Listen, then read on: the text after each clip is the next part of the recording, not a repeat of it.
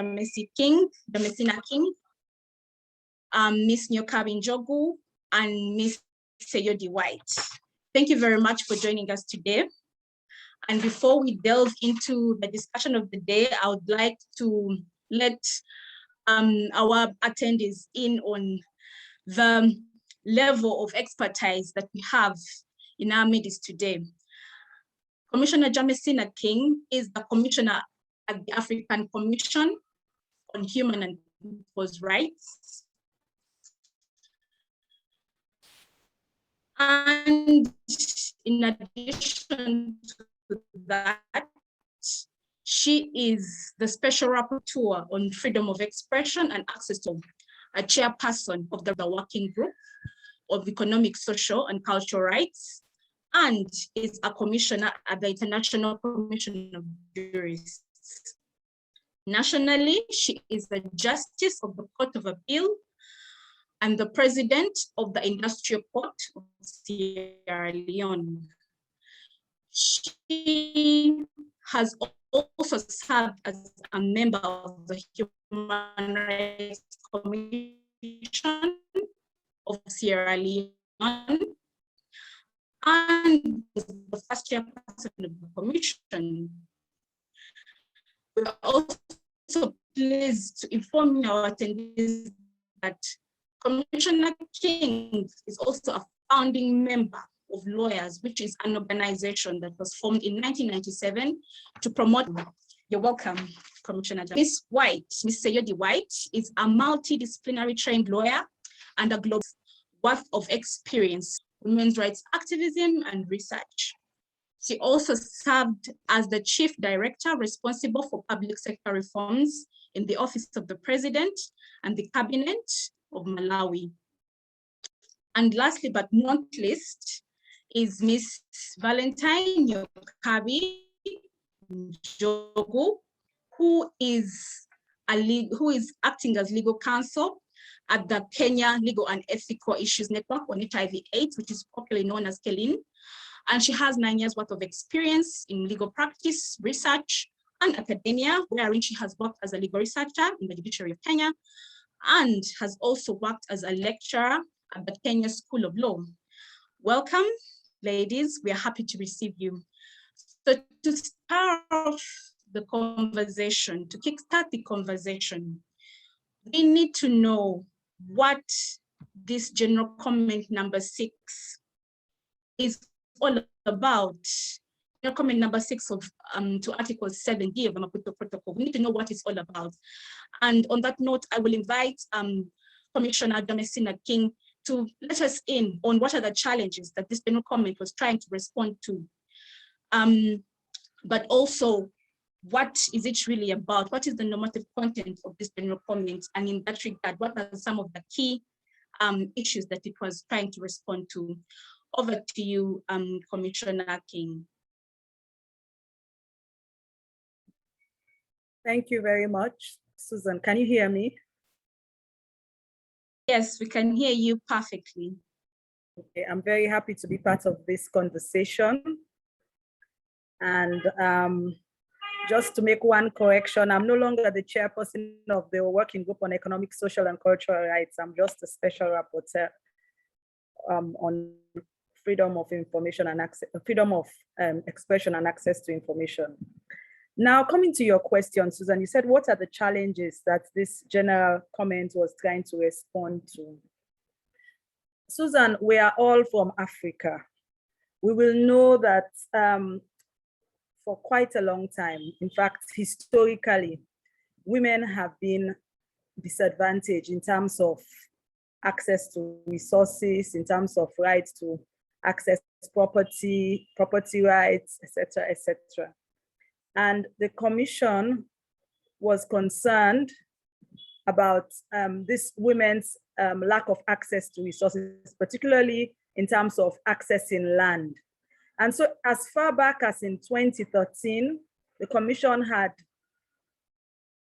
adopted a resolution in relation to women's right to access land.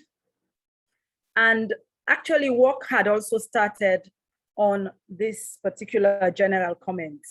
The whole goal of this comment is to provide a continent-wide standard for women's property rights, women's marital rights, so that every area of the continent, because with 54 countries who are state parties, each country has more than multiple laws dealing with property rights for women, several laws dealing with matrimonial rights. So the continent, the commission wanted to set a standard that would guide states, that would guide the executive of states, the legislature, and even the judiciary to respond to these challenges whereby there are different forms of law, and all of these laws are discriminatory.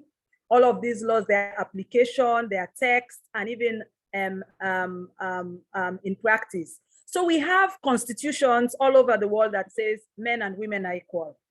But in reality, there's no substantive equality. So in breaking down what substantive equality is in terms of women's marital rights, when a marriage is terminated, either divorce, separation, or even annulity, to say women still have rights, and this is the way you distribute a fair sharing of the property. And I must not leave out the Maputo Protocol. The commission has a task of interpreting, clarifying, and helping states to understand both the charter and the protocol. And the Maputo Protocol, Article 7D, clearly sets out the rights of women insofar as their once their marriage comes to an end, how the property should be distributed. And it talks about equitable share. But what is equitable share? So this general comment kind of sets out the obligation, what states need to do, the power dynamics that need to change, the attitudes that need to change, the laws that need to change, the raising awareness, all that the states need to do. And that was what this general comment set out to do. I must, finally, in answering this question, I must also recognize at this stage that this has been a long, long journey. And I must recognize Commissioner Soyata Maiga and Commissioner Lucy Aswagbo, who worked assiduously to get us to where we are today, that we have this general comment. It was a very long journey, so I must recognize their hard work. They were both special rapporteurs on the rights of women. Now we have Commissioner Manuela, Marie Teresa Manuela from Angola, who is the special rapporteur on the rights of women. But together, as all commissioners, we all came together to ensure that working with partners, the key partners, there were key partners who worked with the commission on this general comment, that this general comment was adopted. And today we now have a general comment, this general comment number 6, that should be useful to all of us for a very long time. Thank you. Thank you very much, Commissioner King. Still in regard to the process that was put into coming up with this general comment, we would like to further appreciate what energies went into this, what efforts went into this, what was your experience in terms of the development of this general comment. As some of us may know, it was initiated with the resolution that was passed by the Commission in 2018, Resolution 401, on the establishment of general comments on Article 7B of the Maputo Protocol. And we later see that 2 years later, at the 38th ordinary session, the general comment is actually passed by the Commission. So we are interested in appreciating the procedure that that led to this very progressive, gender progressive document in terms of women's economic justice during dissolution of marriages and separation. Could you please fill us in on that? Well, I would try, but just to say that Resolution 401 that was adopted in 2018 came much after the work had started. Work had started on this quite some time before that resolution. It's just that the resolution formalized following on the 2013 resolution. Work had started, I believe, Commissioner Aswagbo, and there were a number of women's groups who came together and were working with her as like a technical team to develop this general comments. And I believe they had several meetings, and this particular comment came before the commission for consideration several times. I can't remember how many times, but it came before the commission several times. I can remember that when we were in Niamey, it came before the commission and some other time, but it came several times because, you know, it was very difficult to achieve what we wanted.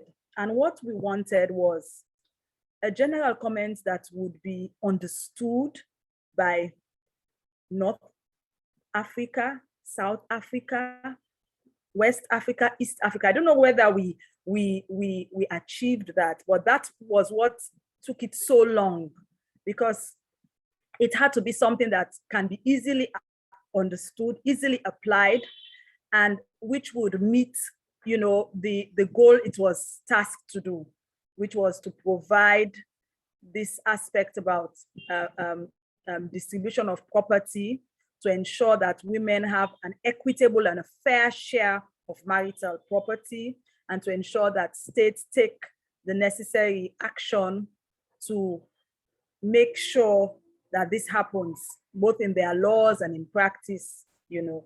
So it took a while, and there were a lot of consultations, because usually with general comments, it has to have a leader, and the leader was the special rapporteur on the rights of women, and then the partners, the technical partners she was working with, and I believe it increased even right up to the very end, the technical partners, to ensure that this worked. But at the end of the day, the commission considered it, looking at the processes it had gone through, which was the stakeholder consultation, which is very crucial to get acceptance of this general comment before it was finally adopted.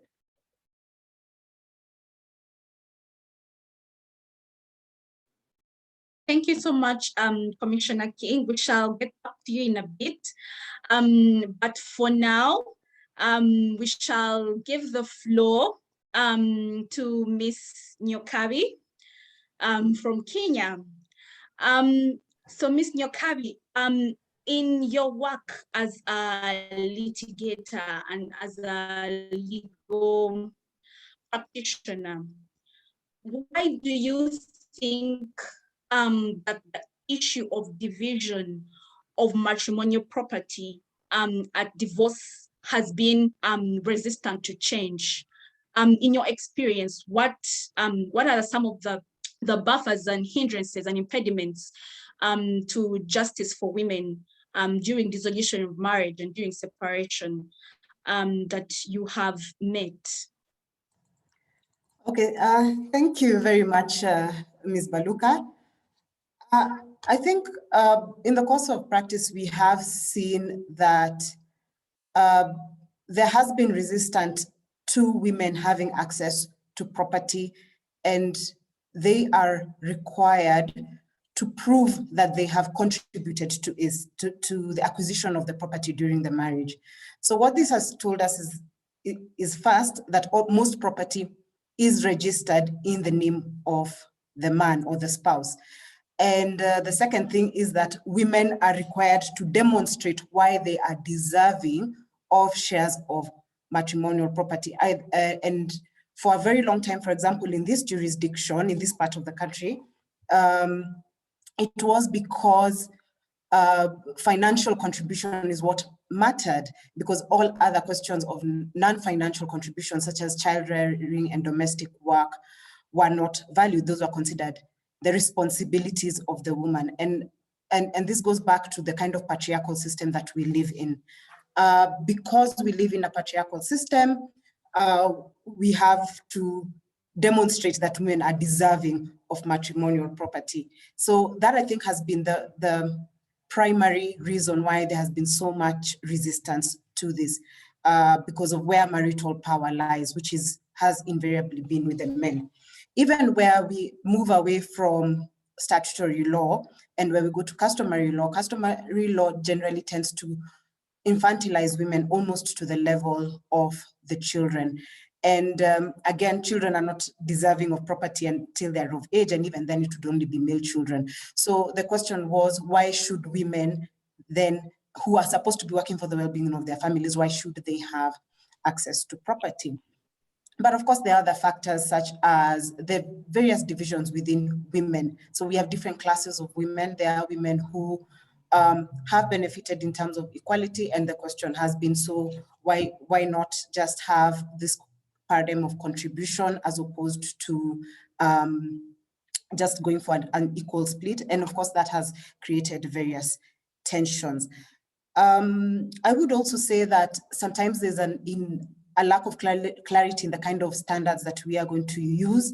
For example, at the international level, the legal standard on the kind of marriages we should have is different from what at the African level within the Maputo Protocol is contained. At CEDAW, marital unions that are polygamous in nature are supposed to be not only discouraged, but also eventually prohibited. Whereas in Africa, polygamous unions sometimes are par for the course.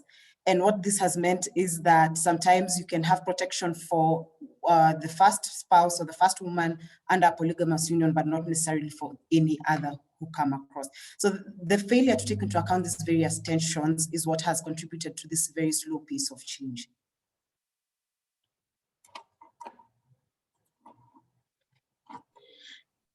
Thank you very much, Nyokabi. And it's interesting when you mentioned that there are various categories of women. You know, we all know that women are not homogeneous. And also in relation to what Commissioner King did point out, and which the general comment also acknowledges, is the fact that there are different legal regimes that are existing. So in that regard, it will be interesting to learn from you, Ms. Nyokabi, what kinds of cases are you working on in your capacity as private practitioner, or generally any kinds of cases that you know of that you believe will benefit from the Commission's elaboration of the right to equitable distribution of property at divorce as enunciated in Article 7D of the Maputo Protocol. Okay, so generally there are so many cases on matrimonial property that will benefit from this very useful document. It's come at a time when, for example, in Kenya, there are so many tensions about which law should be used as a basis for division of matrimonial property, because we have people who had begun their proceedings prior to the enactment of what we currently know as a Matrimonial Property Act that was enacted in 2013. So the general comment comes at a time when also there are tensions about interpretation of what Article 45 of our Constitution means. And what Article 45 states is that parties have equal rights during marriage and at the dissolution of marriage. Without specifically speaking to very specific cases, but there is a case I am aware where that is a question for determination. And it's interesting because the general comment talks about the rights that are supposed to be there in terms of access to property during marriage. So for example, if it is consent to mortgage or consent to sell, or just general utilization of property that has been acquired during marriage, and what happens in that case if you need to make a determination as to which party to the marriage is supposed to own or have access to that property. And the general comment gives useful guidance on this, because now it tells us and in keeping with Article 7D in terms of whether it's a polygamous union or not, or in keeping with Article 6 or of the Maputo Protocol, as well as the African Charter, I think it tells us that there are various factors that people have to be alive to, and courts in particular. And it also tells us how various customs that invariably also affect how matters of personal law are adjudicated on in this country. And that's something else that is presently before the courts.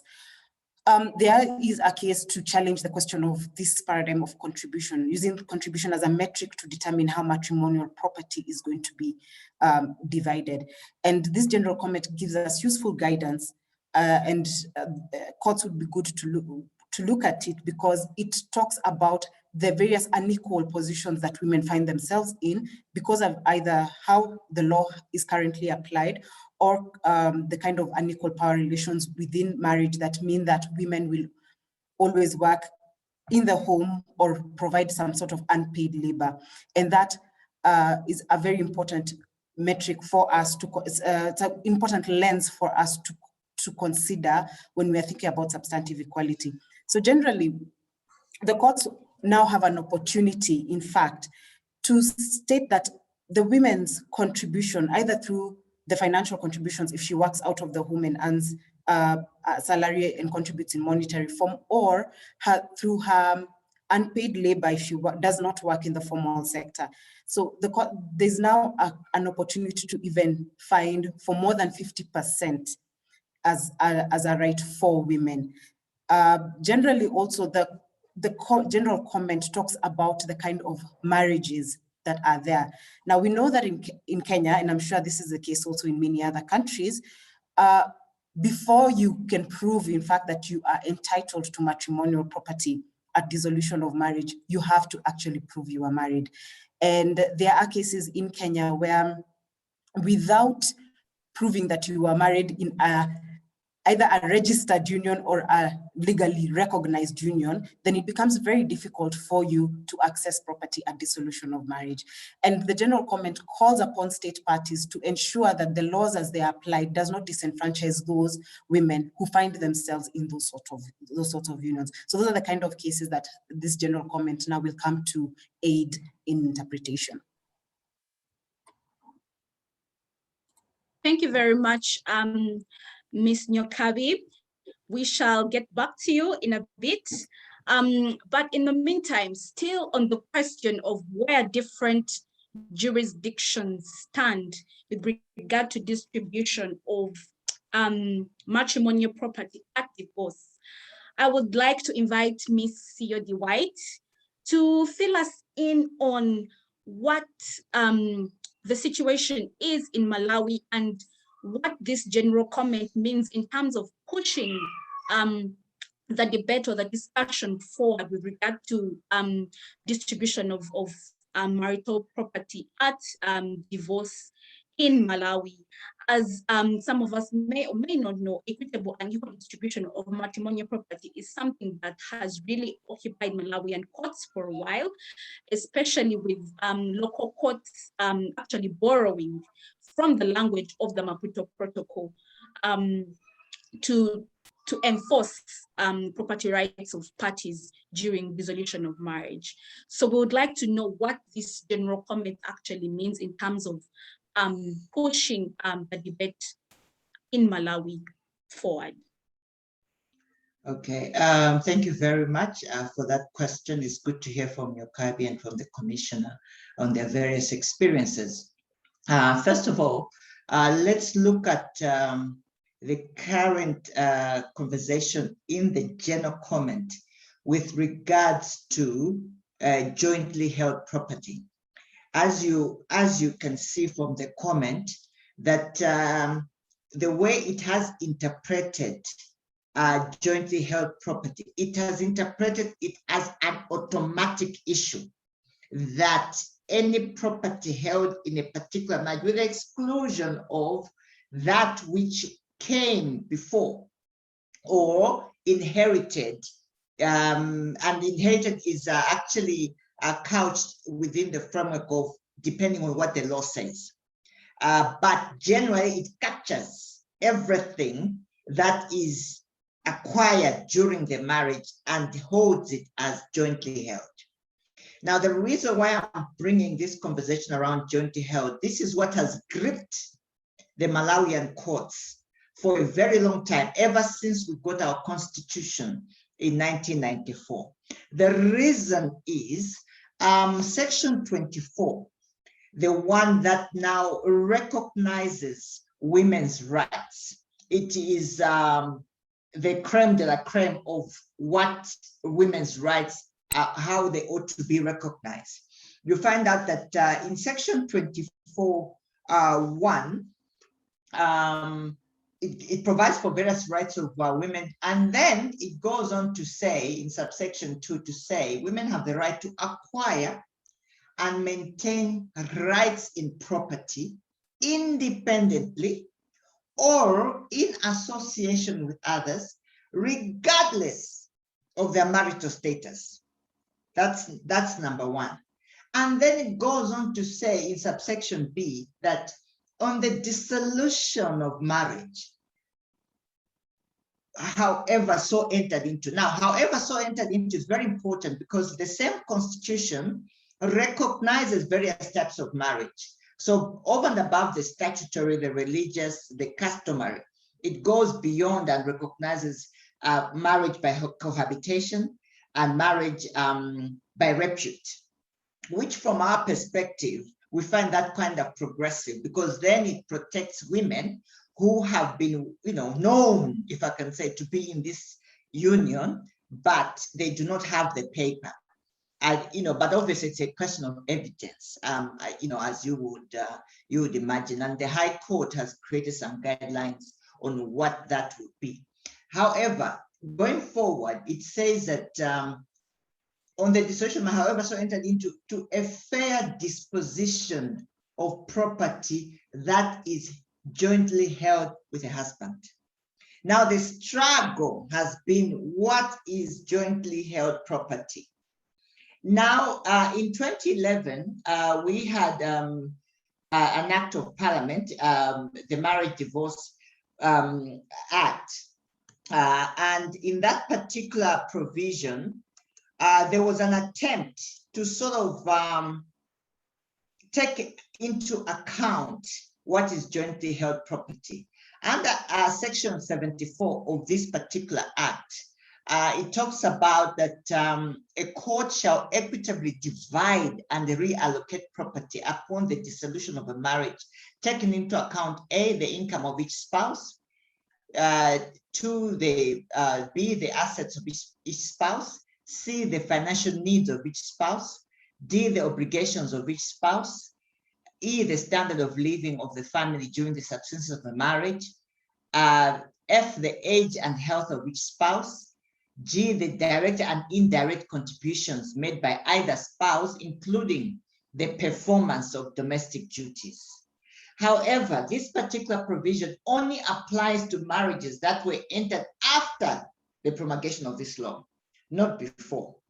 Now, going back to the issue of jointly held property, what has now transpired is that the Supreme Court now finally in 2017 has determined what jointly held is all about. And it has clearly said, because one, the Constitution recognizes the right of women to own property,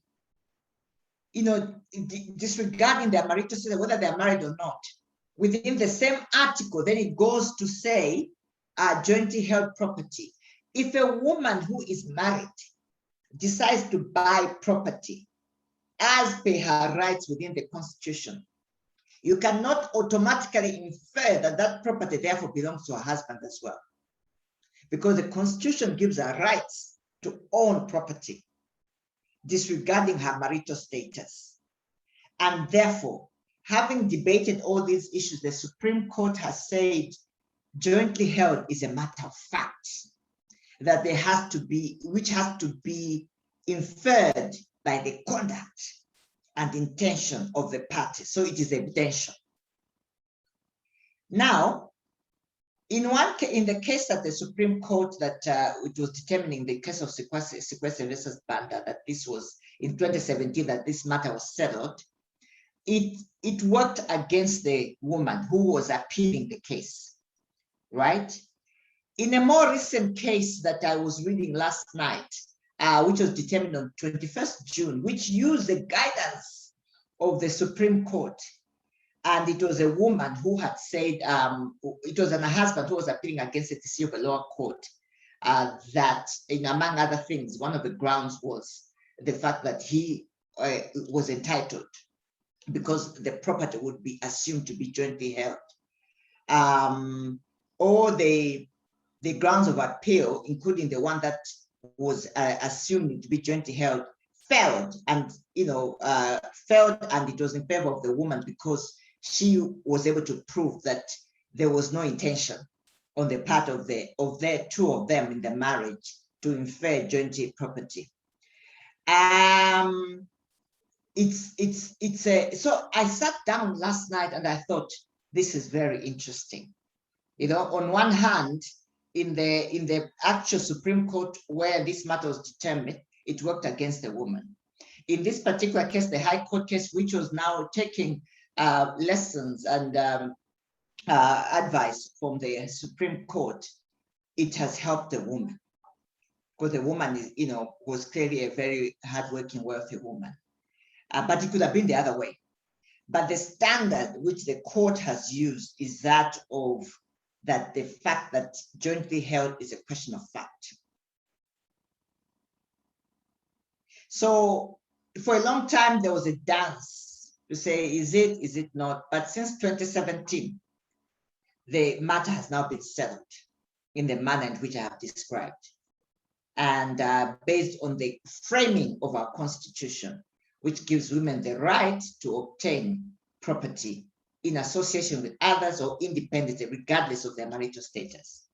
And the Supreme Court hammered on this to say, therefore, you cannot infer joint held property as a community of property. And this is where our courts stand.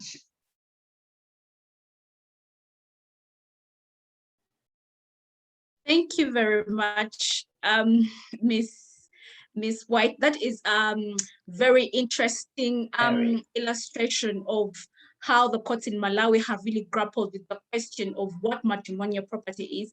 And that is a question I believe many courts in other jurisdictions, even here in Uganda, continue to grapple with and choose to deal with or address on a case-by-case basis, and depending on the circumstances of every case. So I think the general comment then does bring in a very new perspective in terms of what the courts then will have to determine is matrimonial property or marital property. So still on the question of reform, what are some of the other challenges that the courts in Malawi have been grappling with when it comes to protecting women's property rights? Because the question that or the scenario you have presented to us on how courts are handling the issue of what amounts to matrimonial property or marital property during divorce or at dissolution of marriages, it does speak a lot, or it brings up the issue of what the different gender roles are, or the issue of various prejudices or stereotypes as regards to the roles of different sexes, which is something that the general comment does actually address and allude to. So do you think that is a challenge that then arises with the question of what amounts to matrimonial property in Malawi courts? What are some of the challenges that arise in addition to the fact that the court is grappling with the Absolutely, Susan. I think okay, we have, because of the provision of our constitution, as you rightly say, in that when it accords women rights to equitable division, it immediately goes to the issue of jointly held property.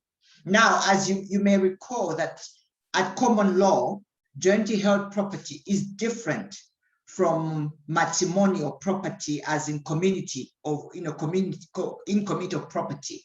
And it's been a big struggle to say, so what exactly are we saying? I think there was a hope at some point that jointly held will be deemed by the courts to be in community of property, every property that you acquire in a marriage as per the GC. The court, at least at this time, the Supreme Court is saying no. The struggle, I think, goes on further, that therefore, the courts have used the strict interpretation of nominal equality, the formal equality, in that, okay, women and men are equal, and if women are going to be, if we are going to divide the property, dispute the property, it has to be that which is, basically, deemed to be jointly held, that it has to, and what is the meaning of jointly held, and that's when he said it is a matter of fact. Therefore, it's a definition of formal equality vis-a-vis substantive equality. But at the same time, and this is something I was having a conversation with Nyokabi this morning to say, okay, there's an assumption maybe in the activism that I've been in the business of activism way before I took on other roles. For 25 years, I was in the business of activism, and I'm one of the voices and the influencers of the current GC as it stands today. However, now moving forward, you begin to see that in reading, some of the provisions of the Constitution and looking at the interpretation, the courts are now looking at agency. That maybe as activists, we sort of look at women as, oh, they're suffering, they need help. The law should actually help them, and let us putting everything that's going to help them. But there's a departure from reading from the two judgments I've said, there's a departure from the courts to say these are agents, they have agency. And if they have property, they have the right to property, because that's what the courts are saying, they have the right to property.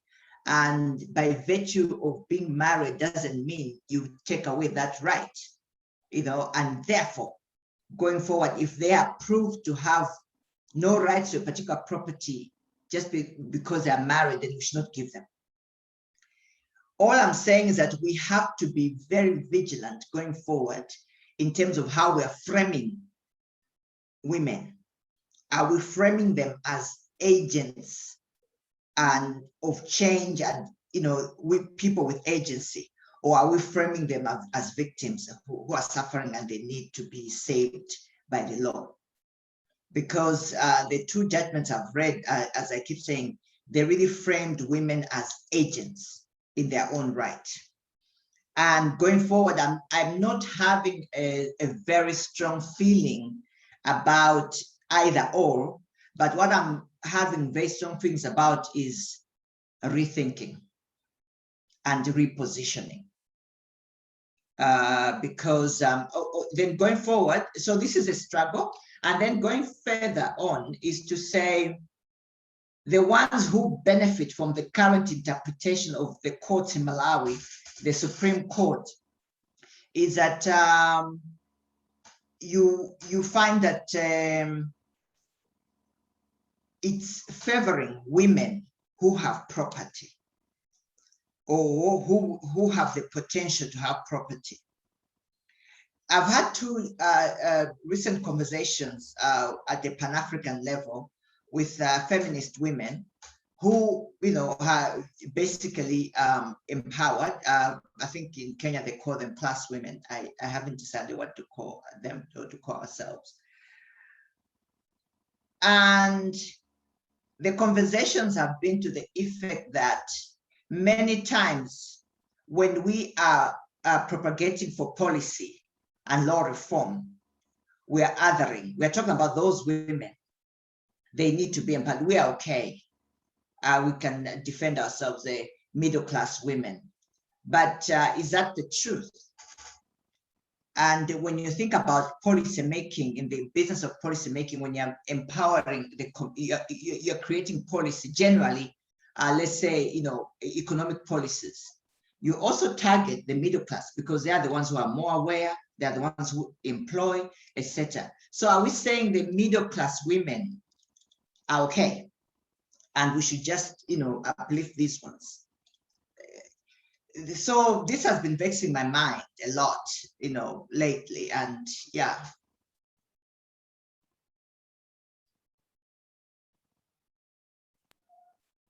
Thank you very much, Ms. White. Very, very interesting questions that are posed there in relation to the various classes of women for whom we advocate.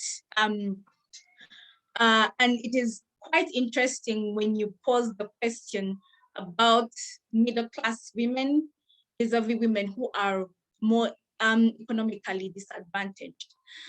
And that also leads me to the next question that I'd like to pose to you in terms of, yes, we see the various intersections that we have to deal with when trying to advance women's economic justice, especially in situations such as these, specifically at the time of dissolution of marriage.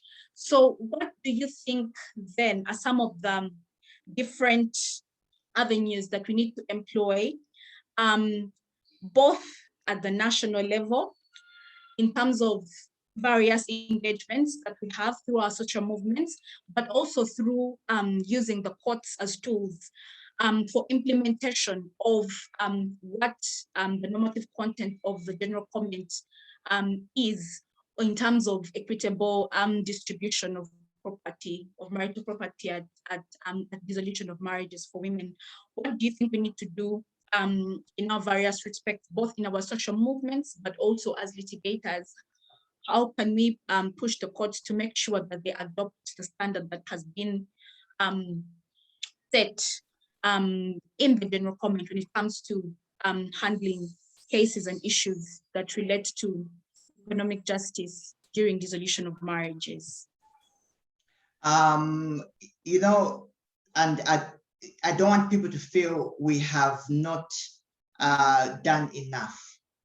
I think we continue, these kinds of conversations like the one we're having now is very important. And I think a regular engagement of what it means to advance women's property rights in Africa is very important because we co-influence. If you had asked me when I first started activism over 25 years ago, I would have gone for advocacy engagement. And then I was saying to some colleague this morning from Kenya to say, is it because we like workshops, and was it very interesting? But I was a very strong proponent of advocacy. But going forward, looking at how far we've come and how far we still have to go, I believe we still have to continue with the strategic litigation. It's the creation of that body of knowledge that sits with the courts, that can be used over and over, and it pushes the courts to rethink various positions, not to take 10 years or 20 years. I think there has to be that vibrancy within the courts, both at high court level, at Supreme Court level, that informs the jurisprudence on women's rights, rather than just sticking to our advocacy papers. And therefore, whilst we're having these kinds of engagement ourselves as a movement at a broader level, like the African level, how we think should influence how we litigate, how the kind of pleadings we make, the kind of information we give our courts, and the kind of challenge we pose to our courts to, in terms of some of the decisions they've made before, whatever decisions that they make, it still builds on the African women's rights jurisprudence on property rights. So for me, the current decision by the courts in Malawi still has to go on, so that there should be a bigger conversation. Or so what happens, for example, the question you ask, what happens with property rights in general? You know, when people get married, is it an assumption of separatism? Or is it that the only question of jointly held property? That was not ably answered in this particular case I'm talking about, the 2017 case. All I'm saying is that litigation is still a way. Sometimes I think particularly as NGOs, there's a feeling of not wanting, that it's safer to be advocates and engage with policymakers. It feels more confrontational to sue, if I can use that. Suing, everybody's scared of suing. But we have to normalize it as a way of improving the jurisprudence on the continent.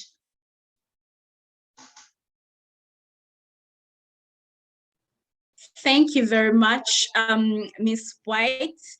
Takeaway from that is that we need to embrace litigation as an avenue for advancing women's economic justice, and specifically as a way of making sure that the content of General Comment number 6 on Article 7D of the Maputo Protocol is in fact domesticated. On that note, I'd like to get back to you, Ms. Nyokabi. As a feminist litigator, what specific provisions of the General Comment on Article 7D of the Maputo Protocol do you believe will help advance your goal as a private practitioner that is working towards gender justice in Kenya? So in feminist litigation, what we like to do is to sort of challenge the law and how its effects have resulted in dispossession or exclusion of women from property rights. So for us, the fact that first, the General Comment has authoritatively stated that women continue to suffer from unequal power relations. That's first a very strong statement made towards courts. Now, I know that the General Comment is persuasive, and many people will argue that because it's soft law, it's only persuasive, it does not count. But for us as feminist litigators, we see this as a vindication of everything that we've been saying, that the application of matrimonial property laws has for a long time continued to disenfranchise women, especially when you consider them only through this formalistic language of everybody must prove or everybody has equal rights. So this angle of substantive equality and the fact that the General Comment goes on to talk about what substantive equality ought to be. That's an important point, because it not only takes into account this question of non-financial contributions, which are very, very important, but it also talks about whether or not a woman had access to property even during the marriage. So that's one of the things that courts are called upon to look at when they are determining questions of dissolution of property. And that's just on the general objectives. But on the specific rights, like has been noted by Ms. White, the fact that this question of what property is. So yes, there's the question of jointly held property, but in some cases, the General Comment does talk about marital property. And while the question of what marital property ought to be, what it should be defined as, I know varies from jurisdiction to jurisdiction. The good thing is that this General Comment does complement what other courts have said on what certain laws do say about matrimonial property being property that derives from the union. And I think also the inclusion of inherited land into that paradigm, unless now the law specifically provides otherwise, is important, because for many women, particularly in rural areas, and this we have seen here in Kenya, is that once a man inherits property, then they start saying that this is now inherited property that cannot be distributed at dissolution of marriage. But that's important. It's important because women will still work towards developing that land or work on the land itself. So there's this farm work that is also recognized even in the general comment and in other statutory instruments. But now the fact that this inherited property can be considered as part of matrimonial property that can be distributed, that's a very important step forward. So away from, another thing on the right to property is also this question of right to access property within the course of marriage, so that the woman does not have access only to the matrimonial home. The woman also has access to other forms, as to the property outside the matrimonial home, as long as it was derived during the marriage. So if there is a development somewhere that has been bringing in an income, courts will consider whether or not the woman had access to that in the first also. Now, we also see the reaffirmation of the provisions on equality and non-discrimination.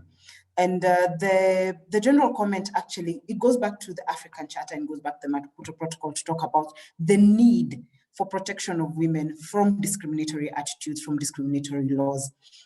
And also just to say that the fact that women are held to the same standard of requiring to prove what their contributions are, that has always led to a discriminatory effect, because it's not possible to always prove your contribution. So that's that reaffirmation of something that has been stated over and over again is quite important. And the fact that now the general comment brings in live examples to talk about unpaid labor and talk about unpaid work, and to talk about women who have been historically and at the lower end, who have had less power. So that for us as litigators is something that we can use to strengthen our pleadings and to strengthen our arguments in court. Again, I think I've mentioned this, but I'll say it again. This paradigm of what equitable contribution means. Well, I would say that the problem of equitable, the word equitable, even in Kenya, has been defined in such different ways. So sometimes it does fall on what the perceptions of the judicial officer or the judge are. But one of the things that the general comment says that equitable contributions, taking into account what the women do, whether it's unpaid labor, whether it's reproductive roles, whether it is childcare, anything that's being done for the well-being of the family, in addition to other contributions that may be made if she's deriving an income from outside the home. So that actually creates an opportunity where women may actually have a greater share of matrimonial property. And that's a big important point, because what usually happens is that the woman will say, I contributed in this way, but will always get less than half, especially where her roles have been in the traditional sense, just in the home, because after all, like some courts would say, that's your responsibility. The man couldn't take care of the children, he was out earning. But now this general comment, it strives to bring women to sort of the same level, to recognize that this unequal playing ground means that you cannot require them to, or hold them to the same standard as we can with men. And just generally as litigators, when we are thinking about the kind of remedies or the kind of impact that we want the cases that we litigate to have, the general comment has put out obligations on the state. And these obligations are really quite varied. So one, there's the question of legislative measures. So we can challenge laws that are whose effect is to disenfranchise women of their rights. And we can point to the general comment as to what the law ought to do. So there's the legislative measures which we can point out to the court. There is questions of awareness raising, and we can ask for that as a remedy, that the court is required, the state is required to take certain measures to ensure that women know about this. And this is also important, and I think somebody has raised in the chat that many women don't know what their rights are in relation to property. And because they don't know, of course, they do not know how to assert these rights. But because the general comment puts the obligation on the state to create awareness, to build the capacity of duty bearers in relation to women's property rights, then this means that they are in a better position to assert their rights. And more importantly, it will contribute towards the changing of discriminatory attitudes, the changing of the kind of customs that we have and the kind of gender roles that we push women into. Thank you very much, Nyokabi. Very interesting how you bring up the state obligation and the way it is enunciated in the general comment, especially given the fact that in various jurisdictions, even Uganda, for instance, whereas we see that the courts have taken certain steps and made an effort through the judgments that they make to recognize women's reproductive and domestic contribution to the marriage and to the acquisition of the marital property. There actually is no legislation that sets clear human rights based standards in that regard. So you find that even with those progressive judgments in place, different women in different circumstances may find themselves not being able to enjoy the benefit of such gender progressive jurisprudence. And so that leads back to the duty of the state to put in place very clear, standardized laws and provisions on marital property, as the general comment obliges them to do.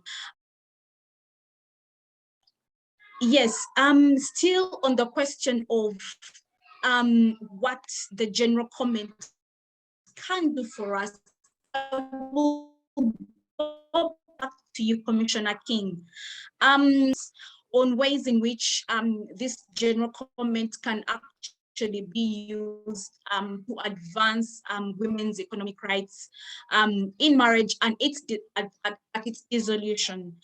But we would like to know from you, practically speaking, what advances have so far been made, or what gains have so far been made ever since this general comment was made by the African Commission? Thank you, Susan. I think it would be premature to begin to celebrate the advances with the general comments. We have to keep in mind that, you know, this general comment was adopted during our last face-to-face meeting. You know, since that meeting, it was when it was actually adopted, not when it was launched. When it was adopted, we've had several meetings, but not all, they've all been virtual meetings. But it would help because now we have the standards.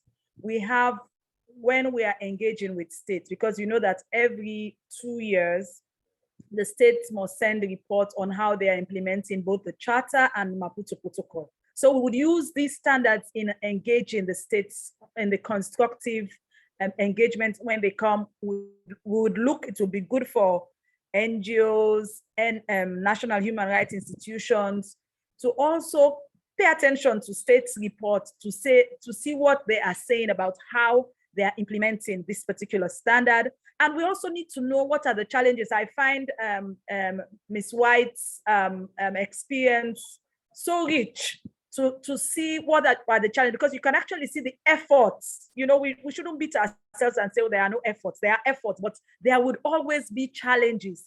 And we'll never get to a point where we'll say we have achieved.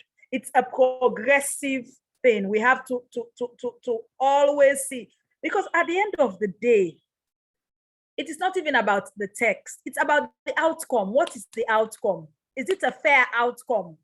And that is why when you look at the general comment, it takes everything into account. So it's left with jurisdictions to come up with what would really achieve substantive equality between men and women. You know, once, even if you have good laws, but if the outcome is not good for women, then it's still not good. We have to look at why is it not good for women? Because now you can, like you said, if you want to say, oh, it's intention, you would have situations, if we say there is unequal power relations, you would have situations where the women will have to be forced to write that, oh, it wasn't our intention for me to share this property with you. You know, you have so many nuances human beings can do to deny and deprive, and, you know, So at the end of the day, it's about the outcome. So I see this general comment that we have to wait maybe a couple of years to see how we use it. I think the most important thing is knowledge. And I think it was Ms. Nyokabi who said that people don't know about the law. So we need to know about the law when laws are in place, but we also need to know about this general comment. It is persuasive. It is not binding on states, but it's persuasive, and persuasive to the extent that once the parliament domesticates, once the parliament takes these principles and makes them into law, then it's much easier for all of us.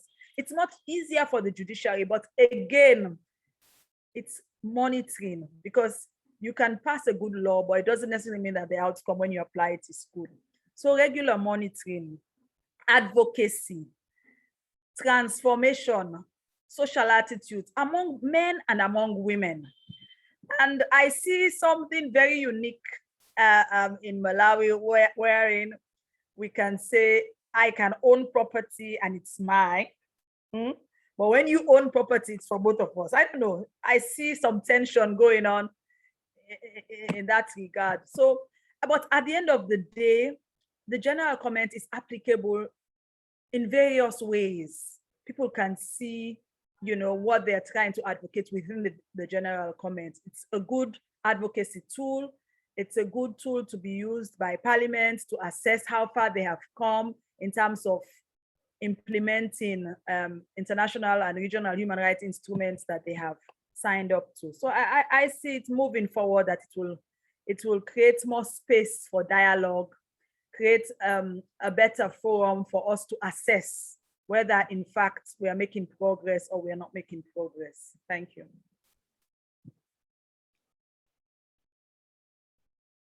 Thank you very much, Commissioner King, for that very adequate view on how the general comment is actually contributing to the advancement of women's socioeconomic rights. And still on the subject of women's socioeconomic rights, what other issues are being addressed by the African Commission, or that are being handled on the radar of the African Commission, besides the aspects relating to distribution of marital property and divorce? What other women's socioeconomic issues is the African Commission looking at currently?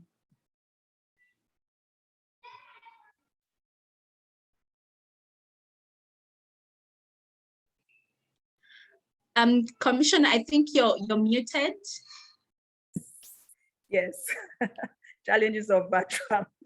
One thing Ms. White mentioned was the agency of women.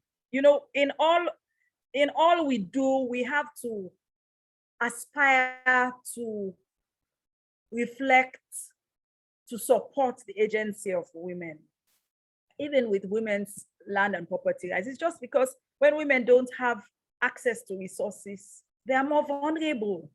But recently, women's agency, and we also have to fight that agency, support that agency. And one of the things that I think we need to look at is education and training. I spoke to the Special Rapporteur on the Rights of Women, and you know that the Maputo Protocol, Articles 12, 13, and 16, 12 talks about education and training. I think we need to look at women's education. And it's not education at primary, secondary, or even tertiary, at different levels, different forms that would build on women's agency, that will be able to show women's agency, training. I think we need to look at that. And then economic and social welfare. I think we also need to look at women's economic and social welfare. We have said in this from the beginning, I think it was you, Susan, when you were moderating, that women are not homogeneous. We're all at different levels, but at each where we are, we need that support. We need that boost to be able to show our agency, because no matter where you have agency, no matter what level you are.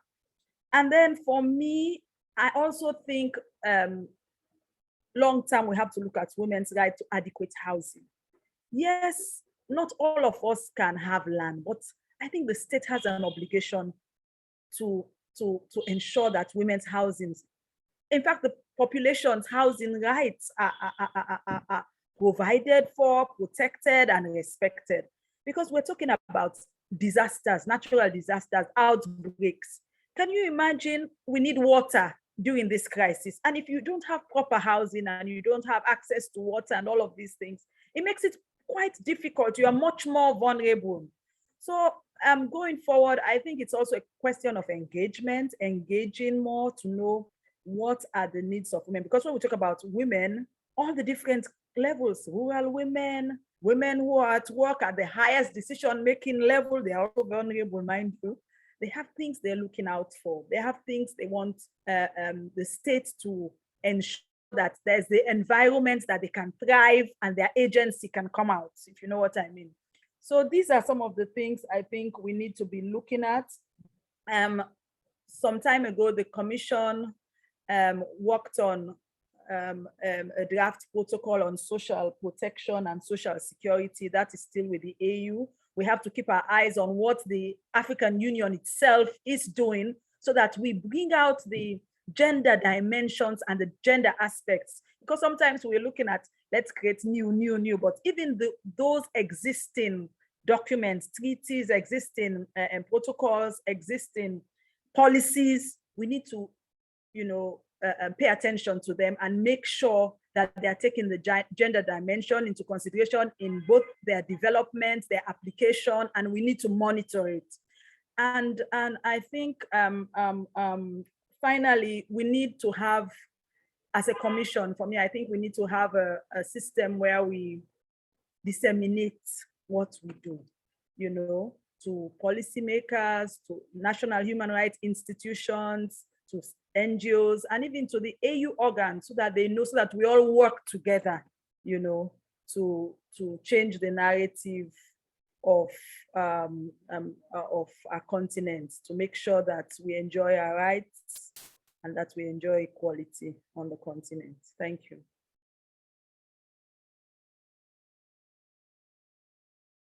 Thank you very much, Commissioner King. Just one last question before we move on to the question and answer session.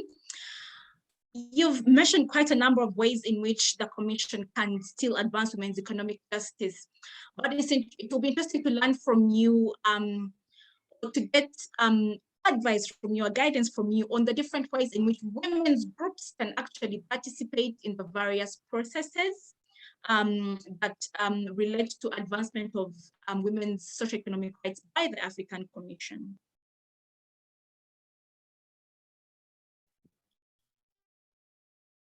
Thank you, Susan, for that question. And definitely, we have special mechanisms within the Commission, about 12 of them. Obviously, when we talk about women's rights, we think about the special rapporteur on the rights of women, but no, there are more. There are more opportunities for engagement. You have human rights defenders, you have the special rapporteur on human rights defenders we can engage with as women's groups, because you have women's human rights defenders and their special needs and special situations that they find themselves. We have the working group on economic, social, and cultural rights. So there are times when the Commission embarks on general comments or resolution. We work together depending on the mechanisms that have speciality on the issue. So if you're looking at women's economic, social, and cultural rights, you can work with the working group on economic, social, and cultural rights together with the special rapporteur on the rights of women. I think NGOs need to know more about the Commission. For the since March, the Commission has been doing its work virtually. So it's giving NGOs and national human rights institutions more opportunity to learn more about the Commission during the Commission's ordinary sessions. And everybody is welcome to that session. And it's a question of knowing, providing information to the Commission, participating in the Commission's activities. We have panel discussions, we have various meetings. I think there's opportunity for engagement at all times and at every level. And you have the Secretariat at Banjul, they are permanent. Commissioners are not permanent, they work part-time, but the secretariat at Banjul, you have legal officers there, get to know them, get to discuss some of these things. I think it's only, you would only be able to work when you engage. And the commission is open because even with resolutions of the commission, NGOs can propose resolutions. National human rights institutions can propose resolutions. It's just that a commissioner should take the lead in defending that resolution and presenting that resolution to the commission. So I think there's opportunity for working. And of course, we know that NGOs apply for observer status, which entitles them to even work much more with the commission, and they can also work as experts in terms of working on these issues. So I think there's a lot of opportunity for engagement.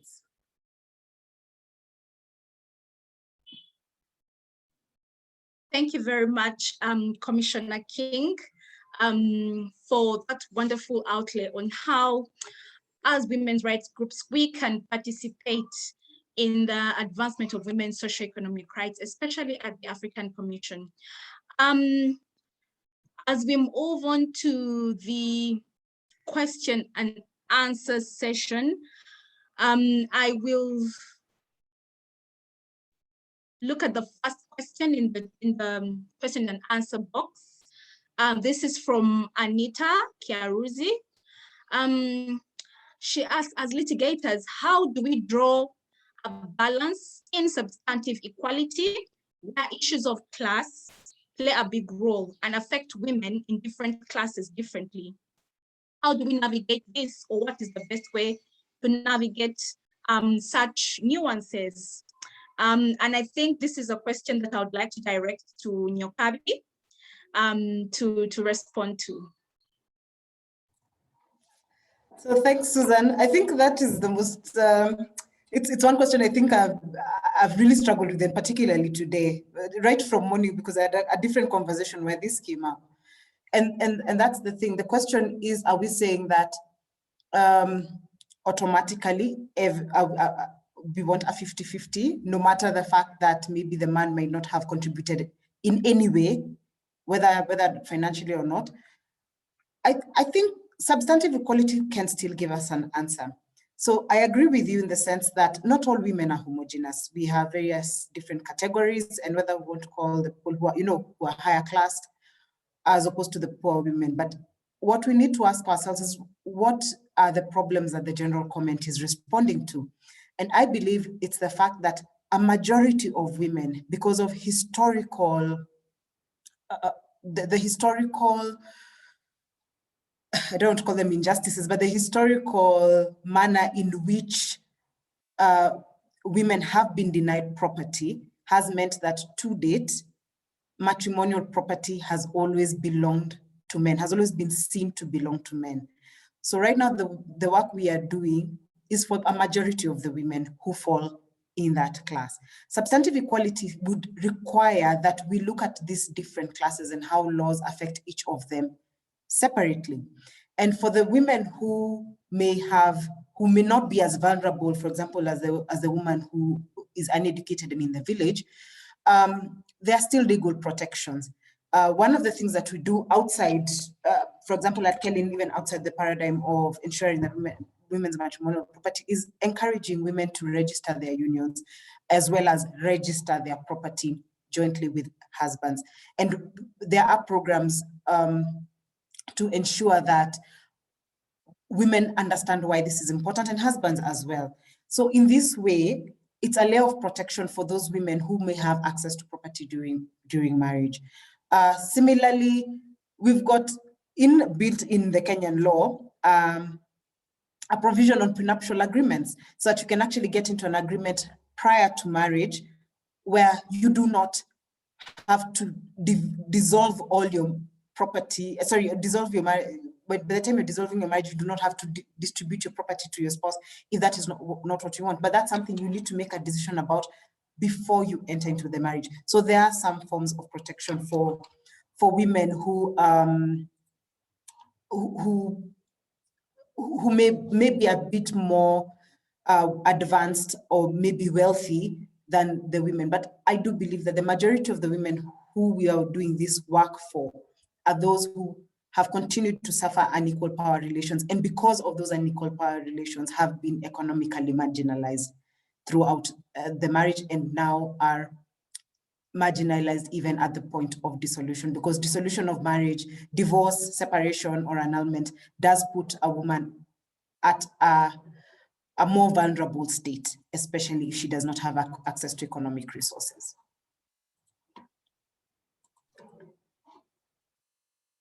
Thank you very much, Nyokabi, for that very rich response. And still on the question of substantive equality vis-a-vis class of different women and how that then plays out when it comes to distribution of matrimonial property. I'm interested to know what Ms. Sayodi's wide stake is with regard to Anita's question on balancing substantive equality. But before we get to you, Ms. White, I would just like to encourage the attendees, please, if you have a question, do raise your hand, and the meeting host will enable you to ask a question live, or if you prefer to type in the question and answer box, please do that. So over to you, Ms. White. Thank you. I think this is a point that I had raised earlier, and it continues to vex my mind. Because also, if you look at the general comment, one of the legislative remedies that it proposes, or what it invites member states to do, is a codification of the law in the manner in which it interprets. So, for example, you know, the use of substantive equality, but it provides for a particular framing that it should be codified in that law. Member states should codify the law in the manner in which it proposes. And then you find out that going forward, in most cases on the continent, there's still the tendency to fall back on taking into account this, taking into account that, as I read, for example, in the Malawi case, in the 2011 Marriage Divorce Act. So there's a tendency to shy away. And then initially, I used to be extremely vexed about this tendency by the laws in the various countries to shy away from being clear about what needs to happen. And by putting all these things, taking into account the earnings, taking into account this, and taking into account that, and all that, the position of the parties at the time of the divorce, in a way, almost looking at the issues of substantive equality without calling it as such. I'm beginning to think that maybe we are not looking for outright codification of saying everything in marriage belongs to the parties and should be divided into more than half when they are divorcing. This is the thinking. I'm not saying that it's absolute, but for a long time, I found those kinds of laws which say take into account this, take into account that, take into account that. I found them extremely vexing because I felt that they were almost running away from dividing the property half and half. But now when you look at the nuances of class, as the question from Anita is saying, maybe at the end of the day, we should not be absolute because of our heterogeneity as women. Being an activist myself doesn't mean I'm an angel. I didn't come to the activist table to start advocating for those women and forgetting about myself. I didn't come as an angel. I came for the empowerment of women, including me. So, and the assumption that all the women who are educated know what to do. They don't. I have doctor friends, specialists, brilliant women who would not even consider, start thinking about, oh yeah, this is mine and this is just, they'll be like, oh, we're in love and everything belongs to both of us until there's a divorce. That's when people realize that love doesn't count. Surgeons, so the issue of class matters, quite frankly. And what codification are we looking, absolute or the codification that's growing on the content that invites a consideration of certain facts that are according to the parties, age, income, children, domestic contribution as per the GC, etc., etc. So these are things that we need to be starting to think about as we continue to litigate, advise the courts what should obtain in our various countries. Thank you very much, Ms. White. And as we look out for more questions coming in, we shall just have a look at some of the comments that were put out in the comments section. There is a very interesting comment from Welekazi Stofile, who says that in South Africa, we have an act of parliament governing customary marriages, which must be entered into and celebrated in terms of the custom of that particular tribe. Its dissolution is, however, governed by another piece of legislation, which is the Divorce Act. The problem with this is that women or men living and working in rural settings do not register their marriages, and their divorce follows customary law, which means that women live with no property save for their clothes. Currently, the legislature is seeking to amend the Recognition of Customary Marriages Act to provide for equal share to property belonging to household in a polygamous marriage, but the issue of divorce is still left to be dealt with in terms of the Divorce Act. So I think Welekazi here is trying to highlight the issue of the different regimes that apply to different countries when it comes to the various determinations during dissolution of marriages. And this is an issue that we face in our various jurisdictions. So you have someone, entering into a customary marriage, and the law does recognize the customary marriage, but when it comes to divorce, then the applicability is a bit tricky. What law applies becomes tricky, especially in circumstances, as Welekazi has pointed out. For example, there are registration regimes that have to be adhered to for that particular marriage to be dissolved within the precinct of the Divorce Act, which may be, in this case, the statutory law that is applicable to divorces. So a very interesting aspect in relation to the different legal regimes that are applicable, especially regimes in terms of statute law, customary law, and religious law.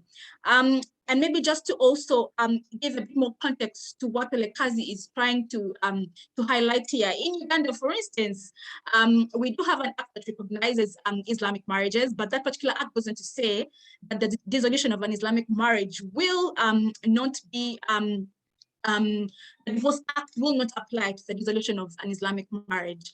And I think in relation to what the recent petition we have seen by the Legal Women's Center in the Constitutional Court of South Africa, we see that there are a number of injustices that the women suffer when they have to go back to the different religious or cultural institutions to manage the dissolution of those marriages.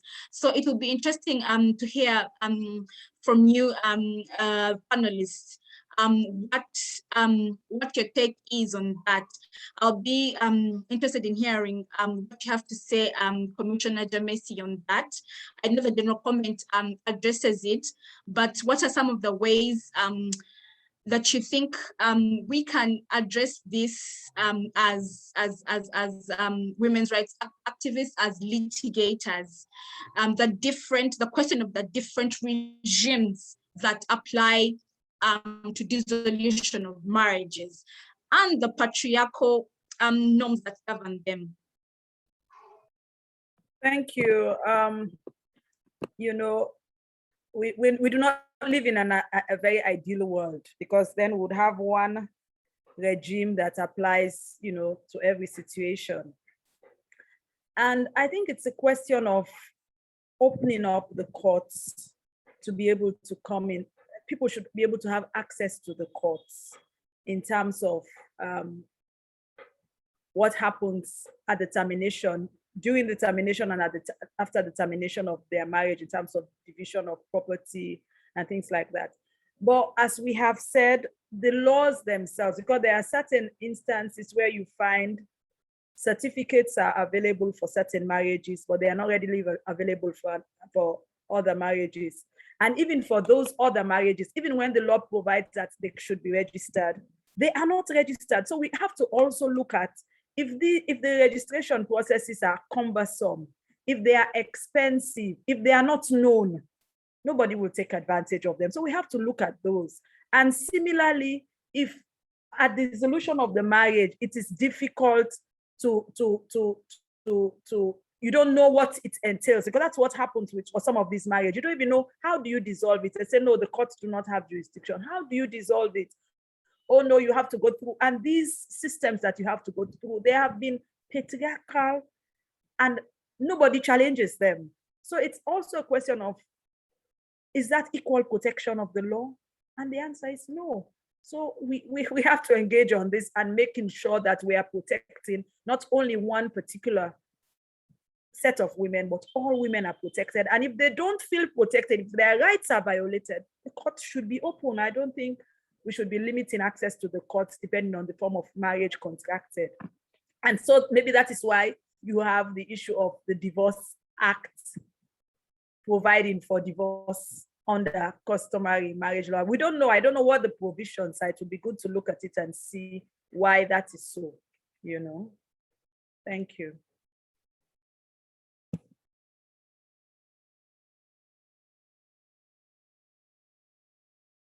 Thank you very much, Commissioner King, for that very avid response. And on the issue of how we can address the different impediments to women's economic justice in marriage and in other family relations, I would like to inform our attendees and encourage them to look out for the various mechanisms and efforts that ISLA has embarked on. One of the attendees in the chat, Vincent, did point out the issue of recognition of customary marriages as well.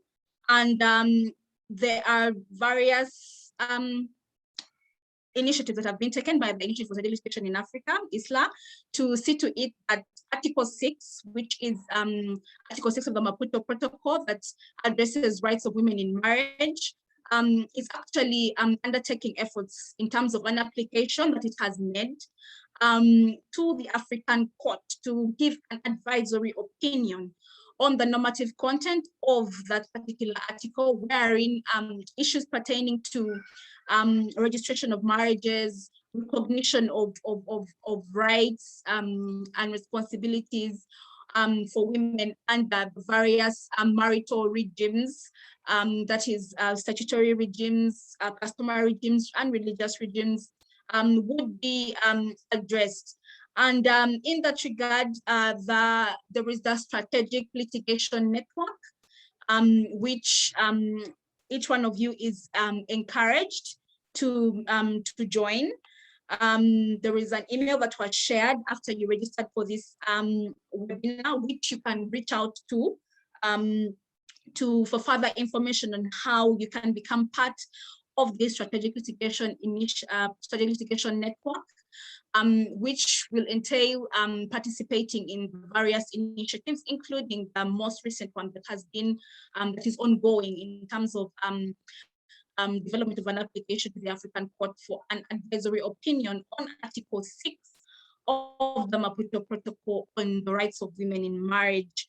And still, in relation to the various initiatives that have been developed by ISLA, in conjunction with the Initiative for Gender Equality and Development in Africa, there is a new platform that is called the Women's Platform, which seeks to establish an alliance for women's rights organizations that are doing work at the African Commission on Human and People's Rights in order to strengthen their capacities and to deepen their relationship with the Special Rapporteur on the Rights of Women in Africa, and also to really support for all women's rights and activities and initiatives from the various civil society organizations that are working to advance women's rights using the African Commission as a platform. So you're all encouraged to participate in those various initiatives, and you can reach out to the collaborations manager via email, specifically Simone at theisla.org, which email has been shared in the chat. Other than that, I think our time is fast spent, and I would like to thank each and every one of you for taking up the time to join us to have this very important conversation on the adoption of the General Comment number 6 by the African Commission on Human and People's Rights on Article 7B of the Maputo Protocol on the rights of women during separation and at divorce.